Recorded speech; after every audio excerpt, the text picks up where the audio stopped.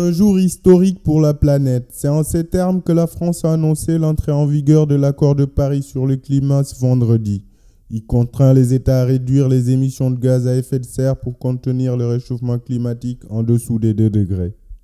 L'accord de Paris, je crois que ça a été dit, c'est un accord historique parce qu'il y a des décisions majeures qui ont été prises et pour la première fois nous avons un cadre de travail universel qui permet justement de rallier toute la communauté internationale autour d'un certain nombre d'objectifs communs.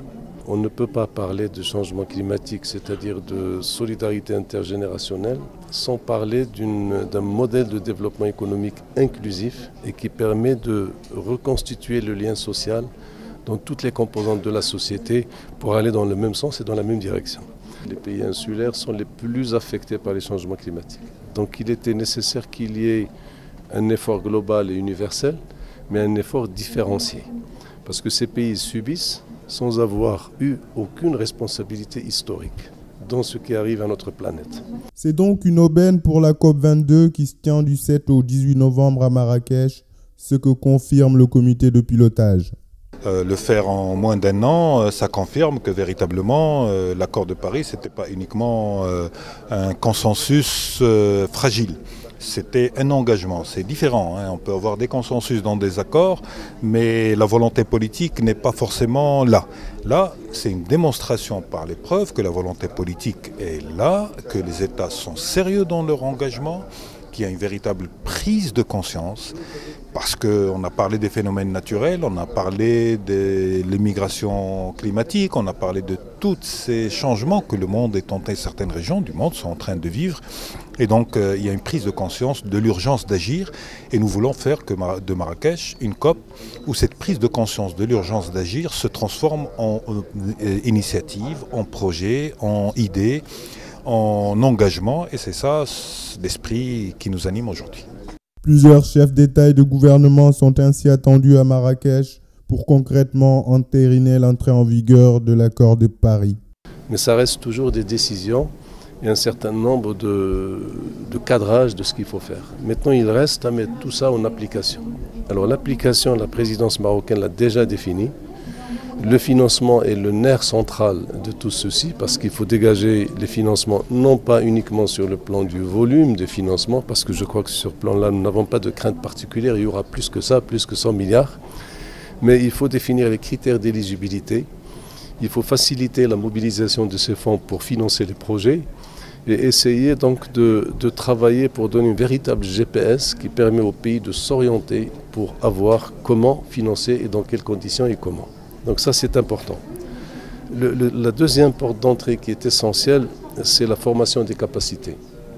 Vous ne pouvez pas recourir systématiquement à l'expertise étrangère, extérieure, localisée et ponctuelle sur des sujets par rapport aux pays du Sud.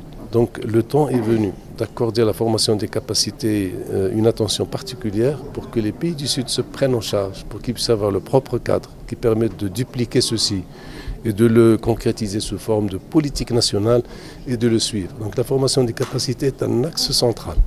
La création du 4C, le Centre marocain donc, des compétences sur le changement climatique, est le noyau de cette initiative qui a pour vocation d'être étendue à l'ensemble du continent africain, mais également dans l'intercontinental avec tous les réseaux pour mutualiser les expertises et les centres justement de compétences.